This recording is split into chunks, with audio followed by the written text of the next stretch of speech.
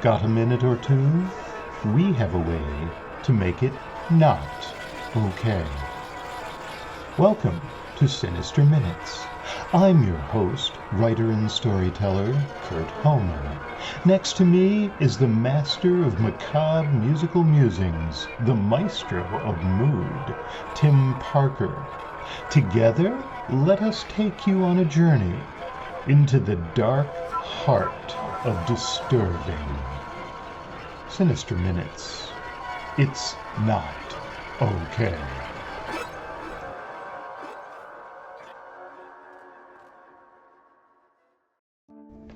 Sinister Minutes features tales that include disturbing content. That's intentional. Because like the podcast itself, the creators here at Sinister Minutes are really not okay. Content featured on this podcast may include descriptions of abuse, addiction, alcohol, blood, bodily fluids, bondage, bones, bullying, burning, cancer, cannibalism, cheating, clowns, coma, confinement, control, cults, death, decapitation, depression, diet, divorce, domestic abuse, drowning, drugs, dying, eating disorders, epidemics, experimentation, family conflict, fear, fighting, fire, gaslighting, ghosts, gore, guns, harassment, hate crimes, hazing, homelessness, homicide, hospitalization, hostage situations, hostile work environments, illness, incarceration, infidelity, injury, institutionalization, kidnapping, manipulation, medical procedures, memory problems, mental health issues, military service, misogyny, murder, mutilation, needles, nightmares, nudity, pain, panic attacks, paralysis, physical abuse, pornography, physical assault, police brutality, poverty, profanity, religion, robbery, scars, screaming, self-harm, smoking, snakes, spiders, stabbing, stalking, starvation, substance abuse, suicide, terrorism, threats, torture, victim blaming, violence, war, weapons, weather, and maybe, just maybe, witches. Welcome! Today's episode of Sinister Minutes provides a trilogy of terror, a plethora of myths. We're dabbling with the stories left for us, in some cases, thousands of years ago. Golden Apples tells a possible tale, one about a goddess described briefly in Old Norse mythology. Selkie crosses the North Sea to a remote point in Scotland where seals have some truly magical and horrifying qualities, and perhaps even a taste for haggis. And the Gorgon takes a familiar tale from the Greek world and sets it firmly on its head. With each new episode, we grow closer to establishing our views of the world into the realm of mythology. Want to be part of that legacy? Of course you do! Reach out to us and tell us how we're doing, whether on Blue Sky or YouTube or even Facebook, all under Sinister Minutes. Send us an email via sinisterminutes@gmail.com. And please subscribe and or leave us a nice rating or a review, because Sinister Minutes is available wherever you grab your podcasts. After the story, stick around for some lovely new music from the esteemed Mr. Parker, a piece called It's Getting Closer. What exactly is getting closer? We encourage you to peek out from under the covers. If you can see it, please let us know, because we'll be over here shuddering in the dark and absolutely not okay. Golden Apples, written and narrated by Kurt Homan. She raced through the woods, leaping over roots and upturned branches with a deftness born from both familiarity and years of practice. "Wait," he begged. "I mean you no harm." She'd heard that before. 20 minutes earlier, at the palace ball, she'd grown numb with boredom, certain the successive attempts at witty repartee would never cease. Ready to call it a night, thinking to pin her hopes on some other soiree, she'd almost laughed in the face of the man who had approached her, blonde fuzz on his chin, a weak attempt at a youthful beard. "I know who you are," he said with a slight bow, "and I know what you are." "I, in turn, know that you are an absolute boor," she replied. "You force unwanted conversation upon me, do not introduce yourself, and immediately attempt to pin me down with innuendo." "Then it is true," he replied, "for they say that Idun, Lady of the Apples, is a woman of beauty and wit. I have now observed both." He bowed again, deeper this time. "I am Charles of the Greffons, and I am most pleased to meet you." She looked him up and down, taking in his fancy tunic and the cloak draped across his shoulders. "Let me guess," she replied, "you are interested in acquiring the golden apples of immortality, and wish to make some bargain involving that fruit. Is your plan tonight one of simple seduction, or perhaps abduction?" Charles stared at her, unblinking. She raised an eyebrow. "As I suspected, I will take my leave now, as your own wits have already departed." "No," he said, "it's not like that." He reached a hand toward her. In a flash, she was outside and, cloaked in shadow, stripped off the cleverly designed skirt, rolled down the trousers worn underneath, and traded ballroom slippers for practical boots. Her change of attire would never win praise among the lords and ladies, but fancy dress would only hinder her progress through underbrush and uneven ground. The man pursuing her was undoubtedly discovering that, curses carried above the chorus of crickets and cicadas. In the woods, the full moon provided a clear view of the trail, the elongated shadows of the trees bordering on each side. While he was a fair distance behind, he was closing the gap. Between the bright silvery light and the crunch of leaves underfoot, she was far too easy to track. Stepping off the trail, she wrapped herself once more in the night. The palace was far distant. She'd covered a lot of ground and gone deep into the woods. Her haven was not far. Within their small cavern, the golden apples radiated, a beacon clear for only a select few. She waited in darkness next to the entrance.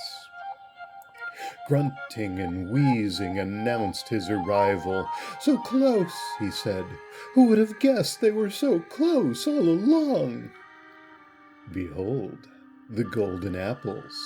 Her voice gave no hint of being winded. "Do you choose immortality?"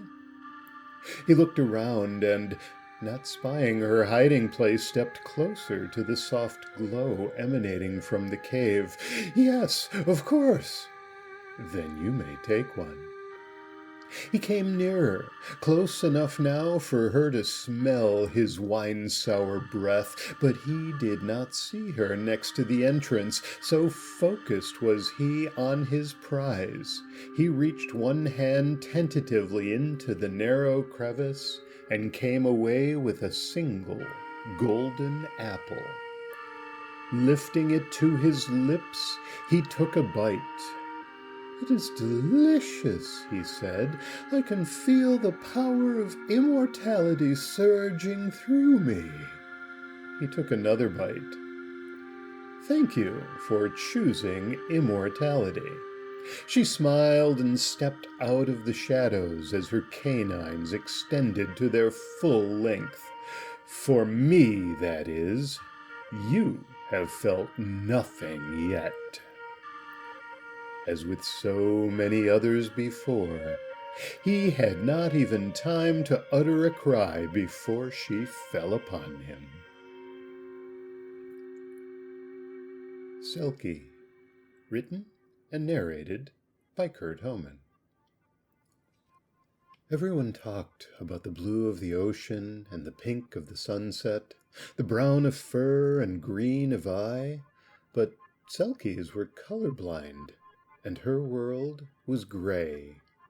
She dared hope she might one day see colors as the two-legged land-dwellers did. Their ways were foreign, but their words created magic in her ears. Tales and poems and songs heard while resting beneath the wooden docks, or paddling alongside their boats at night. They mused upon golden hair and rosy cheeks. And surely they would not sing of such things if they could not experience them themselves. All of her kind knew the dangers of leaving the sea. Legends of unfortunate Selkies were whispered in the darkest depths, tales of those who had sought a human lover for a single night, only to have their skins stolen and hidden away, tricked and doomed never again to return to the sea. She sought no lover, wanted no contact with the humans. For her, it was the colors, a chance to see the world through human eyes and learn what it was they sang about.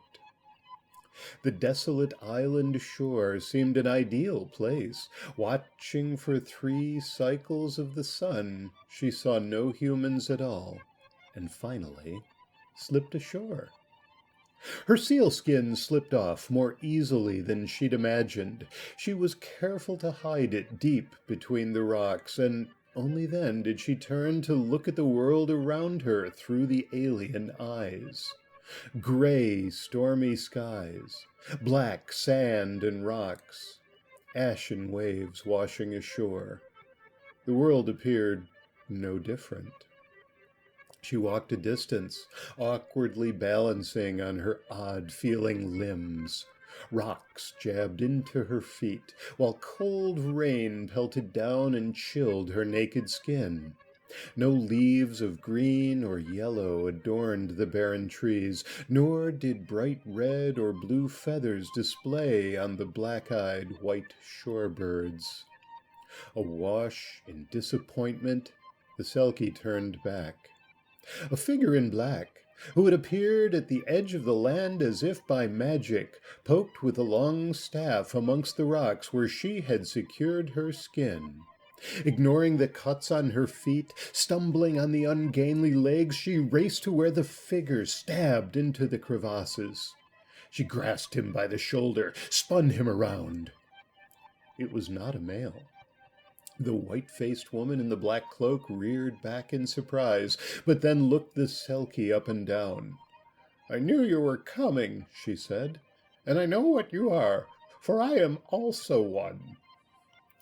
The Selkie smelled the truth, in spite of her limited human nostrils, the hint of ancient sea musk that clung to the woman. She released her grip on the woman's shoulder. "I came ashore so long ago," continued the woman, "and like you I stripped off and hid my skin that I might walk upon the land amongst the humans. I do not know how he discovered it. He kept it from me, cajoled me to stay with him, told me it would only be for a short while. He lied." The woman looked down at her feet, then out toward the waves. "I searched for years without success. Then one day, in a fit of madness, I broke the most sacred compact of the humans. I ended his life. With his death, my skin, and any hope of returning to the sea, was forever lost, unless—" The Selkie cocked her head. "Unless I might borrow yours? You cannot imagine how I miss the waves above me, the joy of the long, cold swim. You might spend a day or two here upon the land, time enough to discover whatever it is you have come for." She dropped the cloak, and even to the Selkie's untrained eyes her nakedness revealed the ravages of years spent on land. "Surely you can see that I am not long for this world. I ask only that I might have one more chance. I promise, as another of our kind." The Selkie shook her head and growled. The human dropped to her knees, scrabbling amongst the rocks. She had found what she sought, and from the niche she pulled the long, sleek hide. "It's just for a short while." As she spoke, she stepped into the skin, her legs shifting into seal form even as her top half retained its humanity. "You'll have it back before—" Hot blood splashed from the woman's torn throat before she could close the skin and leap into the sea. What passed for sacred amongst humans did not amongst those who called the ocean home. The Selkie wiped her lips and stared at the bright red, at the contrast against the woman's white flesh, so much greater than against the sealskin below. Color was not as impressive as she had hoped. A promise made between those of her kind was unbreakable, but this creature was no longer of her kind. She had lived among humans, and in that time been affected by their ways. She even spoke like them, crafting spells with far too many words. Her empty promise would have sentenced the Selkie to a prison of land, and at the same time allowed a deeply flawed being to poison the herd. After rinsing her skin in the sea, she slipped it back on and disappeared beneath the waves, pushing the lifeless form of the old woman ahead of her for a final long, cold swim.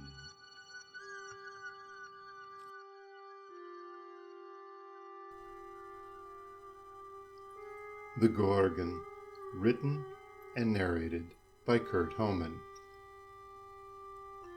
The serpents woke her. Her own senses had been heightened by the years of living in the caverns, hidden from the light of day. But the serpents, forever joined to her scalp, could detect the footfall of a mouse 1,000 paces away. This was no mouse's footfall, but that of a creature much larger, much more dangerous. It was the footfall of a man. As soon as she recognized the sound, she sat up in her bed. No doubt it was another would-be hero, some young man who had come to her island, come to make his name and find his fortune, come to slay the monster known as Medusa. She rose to her feet and hurried out into the hallway. Years earlier, shortly after the vile curse had been laid upon her, she'd made the mistake of allowing one of those heroic fools to come too close. He had raced down the corridor, then stopped in the bedroom doorway, his eyes taking in her monstrous form before meeting her gaze. His shock and revulsion was forever captured on a face that turned instantly to stone. It had taken days of laborious chipping to create an opening large enough to maneuver past his statuesque form. Days of burning thirst and ravenous hunger, until at last she had escaped. No, she could not allow that to happen. Never again. She would gladly meet this new hero, and ideally she could lure him to a place not far from the special room she had set aside. Her chamber of heroes, where stone statues forever graced the wall, one for each of those forever nameless would-be heroes. One for each whose gaze had met hers and who had been turned to stone as a result. She crept into the hallway, her serpents reaching out in all directions, coiling and uncoiling, tongues tasting the air. Water dripped steadily from the ceiling of the cavern, its monotony broken only by the occasional roar of distant surf. The latter sound formed part of her curse, that and the underlying scent of brine and fish that filled the caves. The constant reminder of the ocean she'd always loved was the cruelest part of her punishment. She'd seen nothing of the sea, nothing of the outside world, nothing but the interior of her cavern. For monsters are doomed to live below the ground. As she passed silently along her well-trodden corridor, another sound became evident. It was not the same as what had awakened her and the serpents, not the footfall of a sandal on the hard stone floor of the cavern. Something scraped across the floor. It intrigued her, and she endeavored to catch a glimpse of this latest hero before luring him deeper, before their eyes met, before his fate was forever sealed.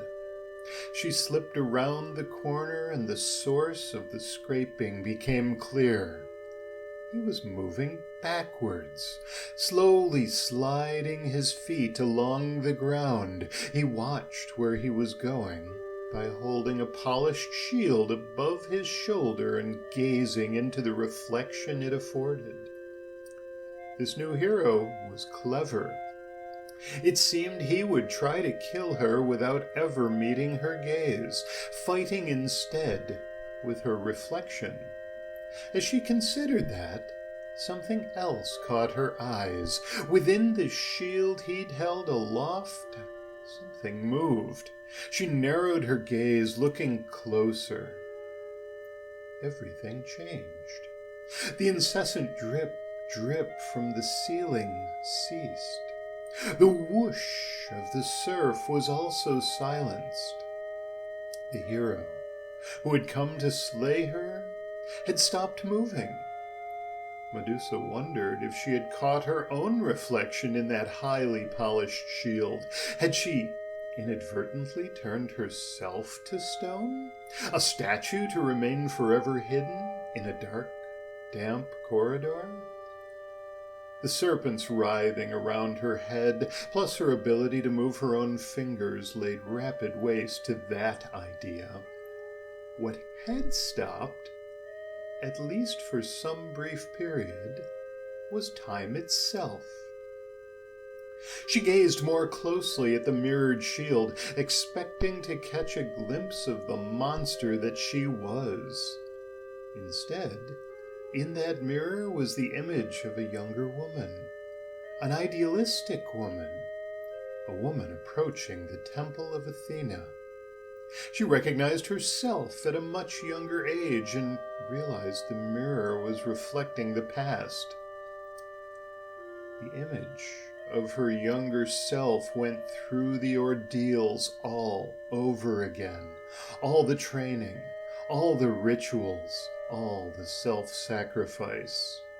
until that day of her highest pride, the day she'd become a priestess of Athena. The story did not stop, and as she feared, his face appeared. The face she'd hoped never to see again. She was thankful in that moment that all she saw was a silent reflection, because to hear his words again would be beyond torture. Words of flattery, words of praise, all lies.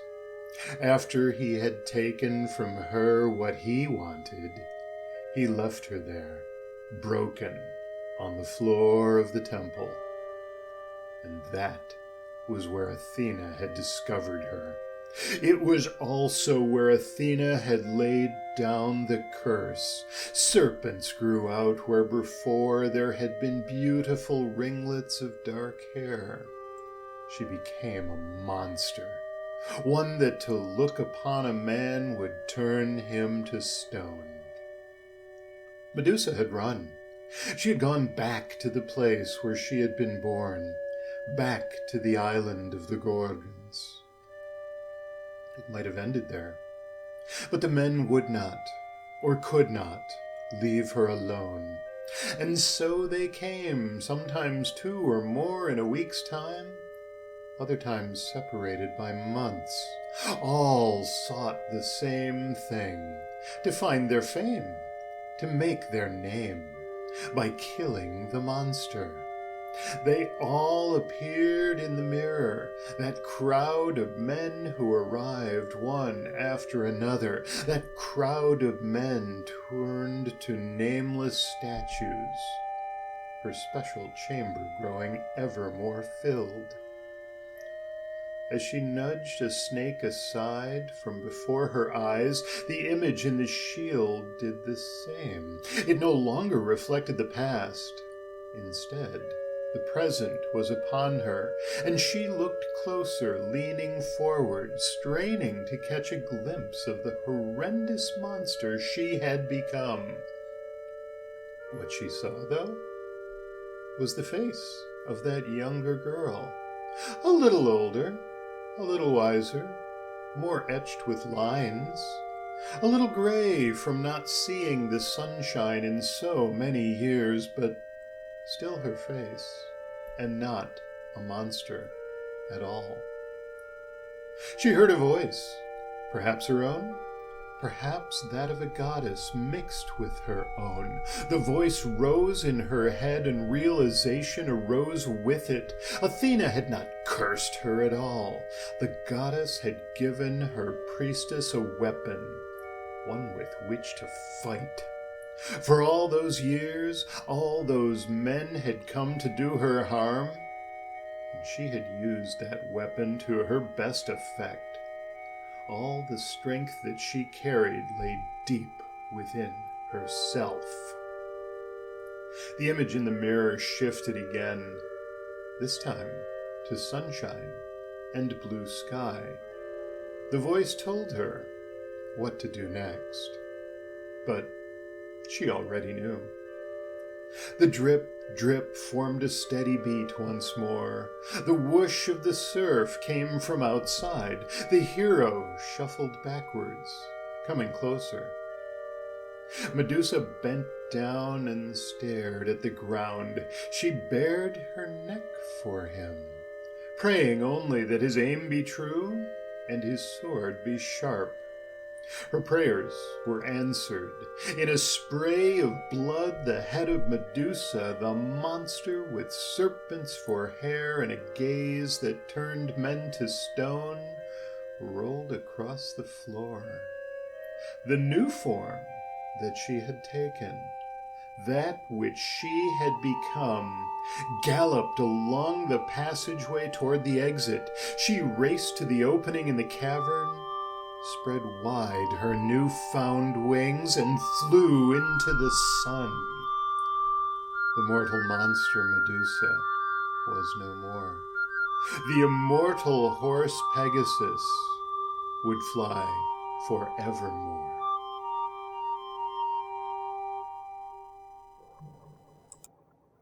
It's Getting Closer, composed and performed by Tim Parker.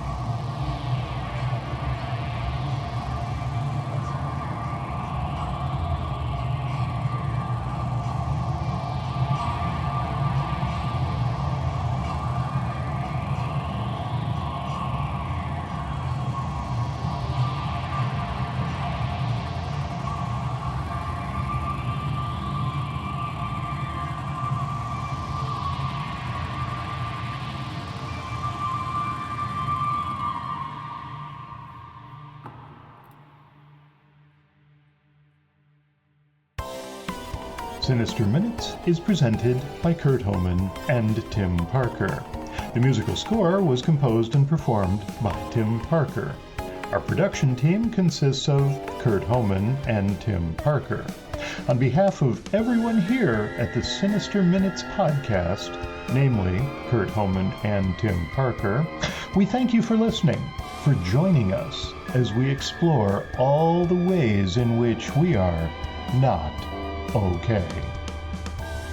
This audio program is copyright 2024 by Kurt Homan and Tim Parker under a Creative Commons Attribution, Non-Commercial, No Derivatives license.